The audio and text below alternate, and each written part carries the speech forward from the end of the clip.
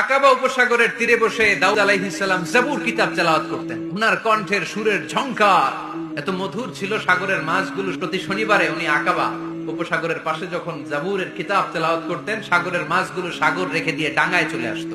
এজন্য আল্লাহ বললেন, খবরদার, শনিবার এলাকাতে মাছ শিকার করা আমি হারাম ঘোষণা করলাম। এবার দাউদ আলাইহিস সালামের কওমের লোকেরা কৌশল করা আরম্ভ করে দিল। তারা বলল, আল্লাহ বলছে শনিবারে মাছ ধরা হারাম, খবরদার আমরা মাছ ধরবো না, তবে শনিবার আমরা বেড়া দিয়ে রাখবো। তো মাছগুলো যখন তেলাওয়াত করতে আসতো, এরা জাল দিয়ে বেরি দিয়ে রাখতো চারদিকে, শনিবারে ধরতো না, কারণ হারাম। বেরি দিয়ে রাখতো, রবিবারে যে ধরতো। আল্লাহ কি এটা বুঝাইছে? আল্লাহ বুঝাইছে শনিবারে যত মাছগুলো এসেছে এগুলো ধরা যাবে না, এগুলো যখন আবার সাগরের প্রবাহে ভেসে চলে যাবে, তোমরা আবার নৌকা নিয়ে মাছ শিকার করতে পারবে, ঠিক কিনা? ওরা কৌশল করে জাল দিয়ে রবিবারে যে ধরতো। আল্লাহ বললেন, আমার সাথে কৌশল করেছিস, তোদের উপর আমার লানত, তোরা অভিশপ্ত বানর হয়ে যা। মুহূর্তে পুরো জাতিটাকে বানরে রূপান্তরিত করে দিল কে?